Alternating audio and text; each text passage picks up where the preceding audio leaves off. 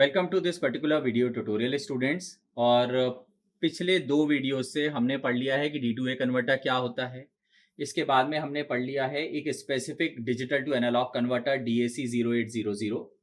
उसके बाद में पिछले वाले वीडियो ट्यूटोरियल से हमने डिस्कशन करना शुरू किया है कि how we can interface my processor in this case 8086 with my digital to analog converter. और वहां पे हमने एक एग्जांपल लिया हुआ है कि I want to write a assembly language program to generate a triangular waveform from this particular circuitry. तो सर्किट कैसे बनी है ये हमने पिछले क्लास में डिस्कस कर लिया है। अब सिर्फ हमारे को एक ही चीज रह गई है कि यहाँ पे मेरे को एक ट्रायंगुलर वेवफॉर्म जो है वो चाहिए।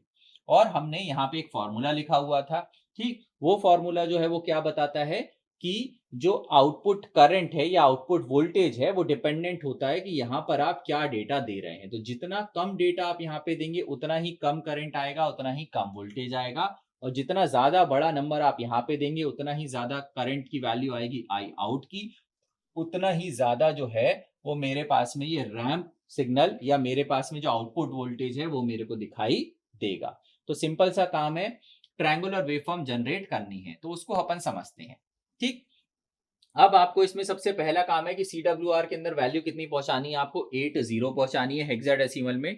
तो उसके लिए आप प्रोग्राम लिखेंगे। क्या प्रोग्राम लिखेंगे आप? तो सिंपल सा है मेरा मूव, और उसके बाद में आप लिखेंगे AL। ठीक है, और AL में जो है वो आपकी कितनी वैल्यू आ जाएगी? तो AL में I will have this value called 80H in hexadecimal. ठीक, ये हो गया मेरा।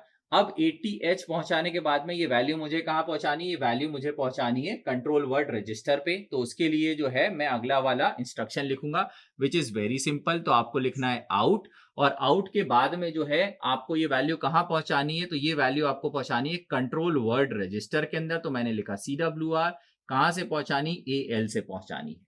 ठीक है, CWR अब क्योंकि एड्रेस नहीं दिया हुआ है मेरे को, मेरे प्रॉब्लम स्टेटमेंट पे एड्रेस नहीं दिया हुआ है, तो आई एम राइटिंग CWR। अगर मेरे को एड्रेस दिया होता तो वो एड्रेस कंट्रोल वर्ड रजिस्टर का मैं यहाँ पे लिखता। तो AL की जो भी वैल्यू है 80, वो वैल्यू कहाँ आ जाएगी? आपकी कंट्रोल वर्ड रजिस्टर में वो वैल्यू आपके पास में आ जाएगी। और वो वैल्यू जो है कितनी है? मेरी 80 है, जो मैंने पहुंचा दी है। जैसे ही कंट्रोल वर्ड रजिस्टर में 80 वैल्यू आएगी, पोर्ट A एक आउटपुट पोर्ट की तरह काम करना शुरू कर देगी। और उसका जो डायरेक्शन है, सॉरी, उसका जो ऑपरेटिंग मोड है वो हो जाएगा mode 0 which is my basic IO mode. ठीक, ये दो काम मैंने कर लिए हैं। अब इसके बाद में मुझे क्या कराना है? अब इसके बाद में मेरे को एक ट्रायंगुलर वेवफॉर्म जो है वो जनरेट करानी है। ठीक, तो ट्रायंगुलर वेवफॉर्म जनरेट कराने का सिंपल सा तरीका है, आप कोई भी एक रजिस्टर ले लीजिए। तो मैंने रजिस्टर AL ही मैं ले रहा हूं, तो मैंने ले लिया मूव AL, और उसको मैंने इनिशियलाइज कराया विथ वैल्यू 0। ठीक, तो अभी मेरे पास में जो AL रजिस्टर है उसकी वैल्यू फिलहाल कितनी है? 0 0 है। अब आप क्या करेंगे? इस 0 वैल्यू को आप पहुंचा दीजिए पोर्ट A पर। तो पोर्ट A पर क्या लिख दूंगा मैं? आउट। जो भी पोर्ट A का एड्रेस है, तो पोर्ट A के एड्रेस के लिए मैं सिंपली पोर्ट A लिख दे रहा हूं, कॉमा लगा के मैं लिख दे रहा हूं AL।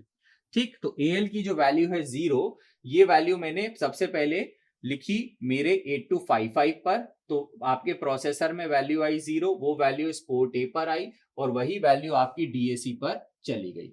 अब क्योंकि आपने वैल्यू 0 0 दे रखी है, तो आपका जो आउटपुट करंट है with AL is equal to 0, आपका जो आउटपुट करंट है उसकी वैल्यू भी कितनी आएगी? 0 आएगी। एंड कॉरस्पॉन्डिंगली जो आउटपुट वोल्टेज आएगा इस पॉइंट पर वो भी कितना आएगा? आपका 0 वोल्ट आएगा। ठीक है, तो इस तरीके से ये काम करेगा। तो ट्रायंगुलर वेवफॉर्म मेरे को जनरेट करनी है, तो सबसे पहले मेरे को ये वाला पॉइंट जो है वो मिल गया है। अगर मैं इसे बड़ा सा ड्रॉ करने की कोशिश करूं तो यहां पे मैं नीचे ड्रॉ कर देता हूं।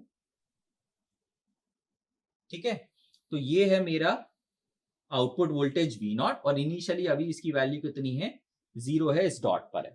ठीक, अब इसके बाद में आप क्या कराएंगे? आपने ये वाली वैल्यू जो है वो पहुंचा दी है। अब आप जो है वो क्या कराइए? इसको कंपेयर करिए कि AL की जो वैल्यू है क्या FF के बराबर हो गई है। ठीक है, तो आप जो है कंपेयर करिए, या पहले इंक्रीमेंट कर लीजिए। तो पहले इंक्रीमेंट कर लेता हूं, तो मैंने करा इंक्रीमेंट AL। ठीक, तो AL की वैल्यू इंक्रीमेंट करने के बाद कितनी हो गई है? अब जो करंट वैल्यू है वो ये वाली 0 0 हट गई है, और अब वैल्यू कितनी हो गई है? 0 1। ठीक, 0 1 वैल्यू हो गई। अब आप इसको कंपेयर करिए, तो आप कंपेयर करिए AL की वैल्यू को किसके साथ में? तो मैक्सिमम वैल्यू जो है वो कितनी हो सकती है? AL के अंदर 8 बिट का नंबर है, सबसे बड़ा नंबर कितना होगा? FF होगा। तो FFH के साथ में आप इसे कंपेयर करिए। जब आप ये कंपैरिजन करेंगे तो AL की वैल्यू फिलहाल कितनी है 1, क्या ये FF के बराबर है? नहीं। तो जीरो फ्लैग जो है वो आपका कैसा मिलेगा? आपको जीरो फ्लैग रीसेट मिलेगा, या फिर हमारे पास में एक और इंस्ट्रक्शन है जिसे हम बोलते हैं JB।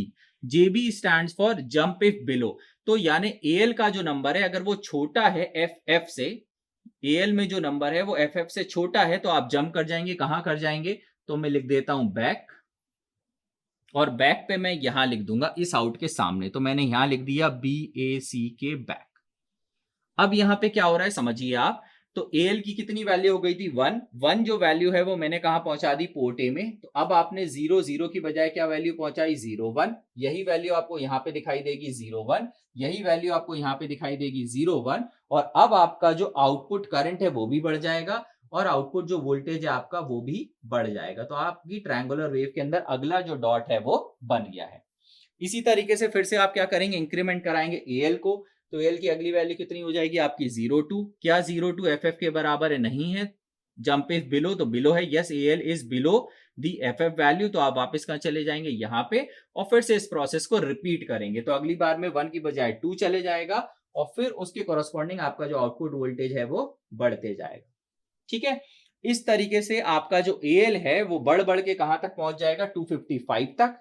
तो AL की वैल्यू बढ़ती जाएगी, और मैक्सिमम वैल्यू अगर हेक्साडेसिमल में लिखूंगा तो FF, डेसिमल में लिखूंगा तो 255, 255 वहां तक पहुंच जाएगी।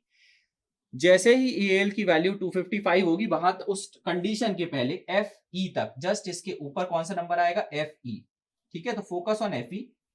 FE पर आपका जो आउटपुट वोल्टेज है, आउटपुट करंट है, वो भी बढ़ते जाएगा। तो आप ट्रायंगुलर वेवफॉर्म की लगभग पीक तक पहुंच जाएंगे। ठीक है, और इस पॉइंट पर आपके जो पोर्ट है उस पोर्ट पर कितनी वैल्यू आ जाएगी? So your port will have the value FE। यहां तक आप पहुंच जाएंगे। ठीक है, और आपका आउटपुट वोल्टेज भी उसी तरीके से आपको मिलते जाएगा। तो ये मेरे ट्रायंगुलर वेवफॉर्म का जो पॉजिटिव रैंप सिग्नल है वो मुझे मिल जाएगा। ठीक। अब इसके बाद में जैसे ही एक और बार इंक्रीमेंट AL होगा तो FE से वैल्यू कितनी हो जाएगी? FE plus 1 will be FF। FF जो है वो क्योंकि AL के बराबर है, अब बिलो नहीं है, तो ये वाली लाइन एग्जीक्यूट नहीं होगी, और आप इसके नीचे आ जाएंगे। ठीक। जैसे ही आप इसके नीचे आएंगे तो अब मुझे क्या कराना है? I have reach the peak. तो फिर वहां से मैं क्या कराऊंगा इसको? क्योंकि मुझे ट्रायंगुलर बनाना है तो मुझे यहाँ पे स्लोप अब क्या करना है? नीचे भी लेके आना है। तो I want downward direction of slope. और वो कैसे मिलेगा? अब मैं वापस से FE या FF से वैल्यू को घटाता हुआ कहां पे ले जाऊं? तो अब जो मेरी वैल्यू है वो FF से किसकी तरफ आनी चाहिए? टुवर्ड्स 0 आनी चाहिए। तो मेरे को ये ट्रायंगुलर जो वेव फॉर्म है वो नीचे की तरफ आना शुरू होगी। उसके लिए सिंपल सा तरीका है कि आप इंक्रीमेंट मत करिए AL को, अब आप क्या करिए भाई? डिक्रीमेंट करिए। लेकिन पहले पोर्ट ए पे पहुंचाना पड़ेगा। तो अब जो भी नई वैल्यू है पहले तो उसे आप पहुंचा दीजिए पोर्ट ए पर।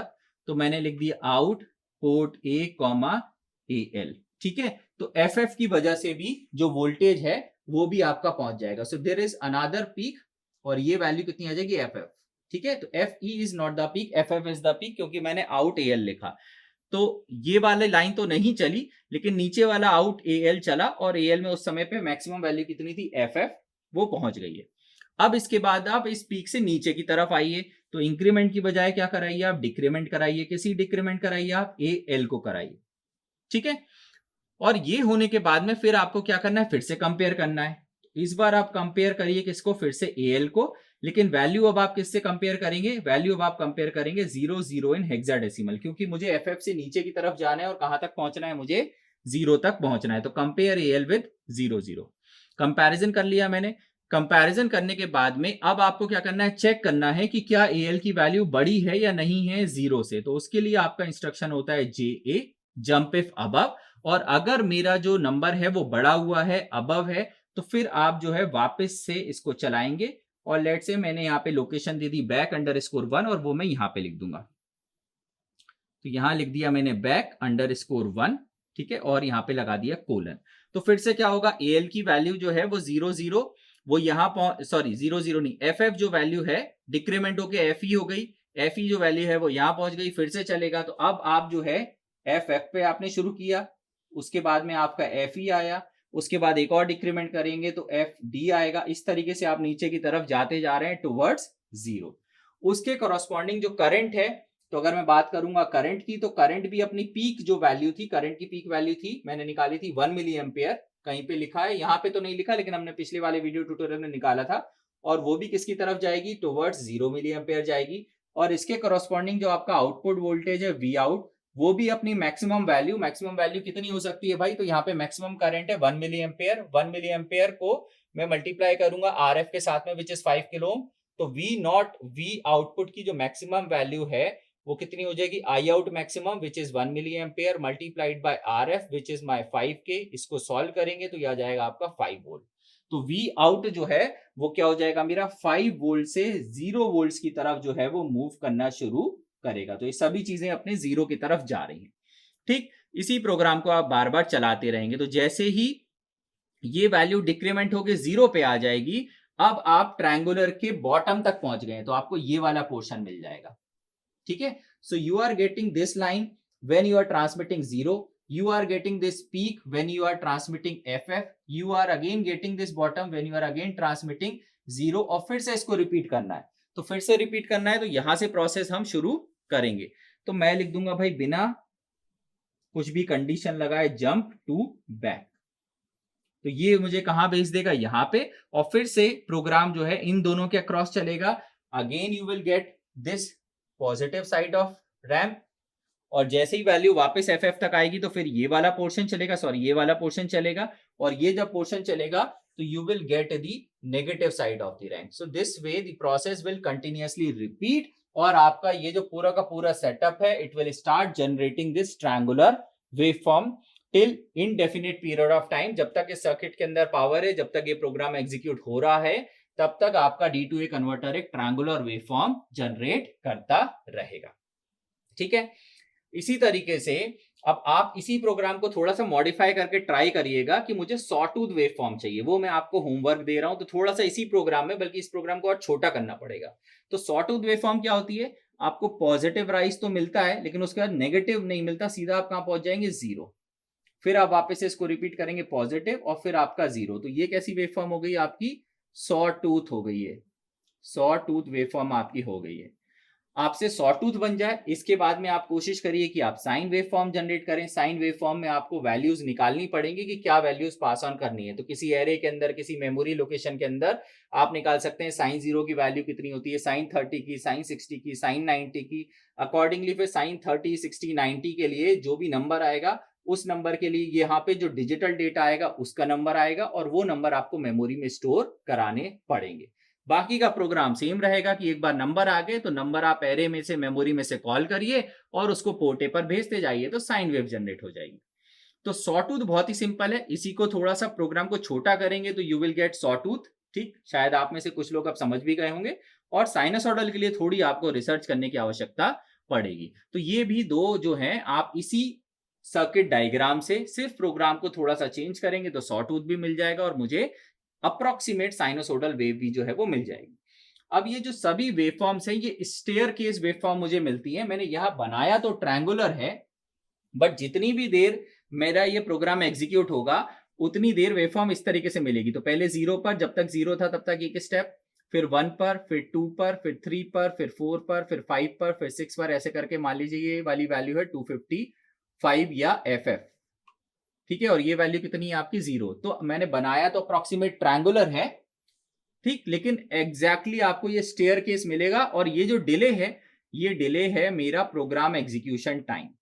तो जितनी भी देर प्रोग्राम एग्जीक्यूट हो रहा है, मेरा एक बार लूप चल रहा है, उस टाइम पीरियड तक मेरी आउटपुट में जो वोल्टेज है वो कांस्टेंट रहेगा। तो ये वैल्यू जो है वो मेरा रहेगा। प्लस ये इस पे भी डिपेंड करता है कि D2A कन्वर्टर इस डिजिटल डेटा को एनालॉग डेटा में कितना देर में कन्वर्ट करता है। तो ये सारी चीजें हैं, हमने एक अप्रोक्सीमेट ट्रायंगुलर वेवफॉर्म बना ली है। आपको होमवर्क दे दिया है भाई कि आप सॉटूथ वेवफॉर्म निकालिए, और सॉटूथ बन जाता है तो ट्राई करिए कि आप साइनसोइडल वेवफॉर्म भी जनरेट कर पाए। तो यहाँ पे हम डिस्कशन खत्म करते हैं डिजिटल टू एनालॉग कन्वर्टर्स का, और इसके बाद में जब हम अगले वीडियो ट्यूटोरियल में मिलेंगे तो हम पढ़ेंगे एक नया इंटरफेसिंग चिप जो होता है आपका 8155। वहां पे मिलते हैं। Thank you so much, have a great day ahead.